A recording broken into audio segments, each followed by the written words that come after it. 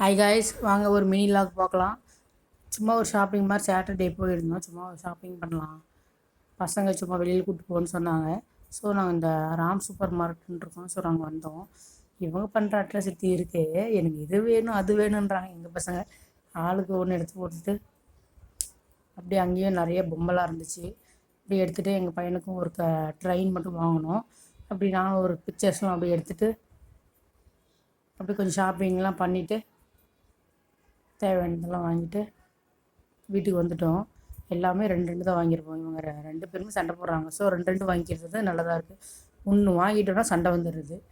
So அதனால் ரெண்டு ரெண்டு திங்ஸாக வாங்கிக்கிறது இல்லைங்கன்னா அவங்களுக்கு ரெண்டு பேரும் சண்டை போட்டுக்கிறாங்க. ஸோ அந்த மாதிரி ஒரு சில திங்ஸ்லாம் அப்படி வாங்கிக்கிறது.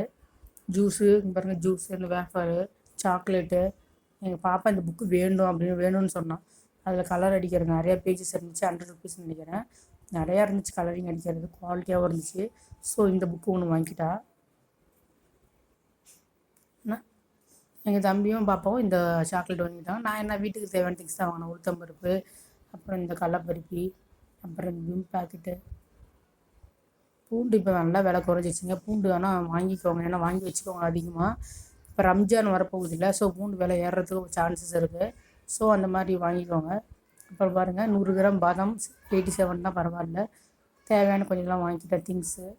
ஏலக்காய், கெச்சப் மெயினாக வேணும்னு வாங்கிக்கிட்டேன்.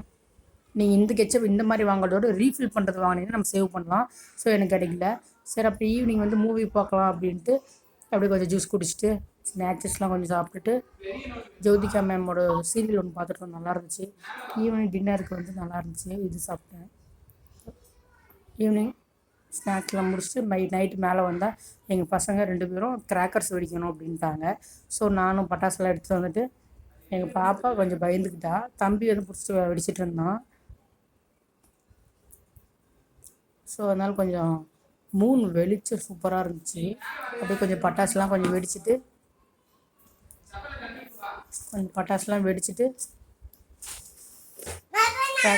கிராக்கர்ஸ்லாம் கொஞ்சம் வெடிச்சோம். இது பாருங்கள், அந்த பொரியாக வரும்ல அது. ஸோ அதெல்லாம் கொஞ்சம் வெடிச்சிட்டு கொஞ்சம் நேரம் அப்படியே மூணு லைட் மேலே அப்படியே நைட் பார்த்துட்டு அப்படி கீழே வந்துட்டோம். இதுதான் ஒரு மினி லாக் மாதிரி எடுத்துருந்தேன். எப்படி இருக்குன்னு கமெண்ட் பண்ணுங்கள். இந்த மாதிரி லாக் பிடிச்சா சொல்லுங்கள், நான் இந்த மாதிரி லாக்கும் ட்ரை பண்ணுறேன். பிடிச்ச கமெண்ட் பண்ணுங்கள் எப்படி நல்லாயிருக்கா அப்படின்ட்டு.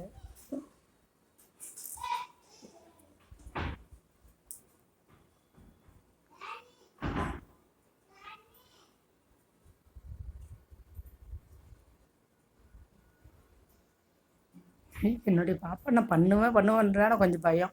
கொஞ்சம் நேரம் பாருங்கள், பிடிச்சிட்ருப்பா, அவர் கீழே போட்டுருப்பா. தம்பி கொஞ்சம் பயம் இல்லை, பாப்பா கொஞ்சம் பயம். அதே மாதிரி பாருங்கள், 3 ஃபோட்டோ எடுத்து அவ்வளோ வெளிச்சமாக இருந்துச்சு. கண்ணு கூசுது, பார்க்கவே முடியல. அவ்வளோதான். தேங்க்யூ வாட்சிங் வீடியோ.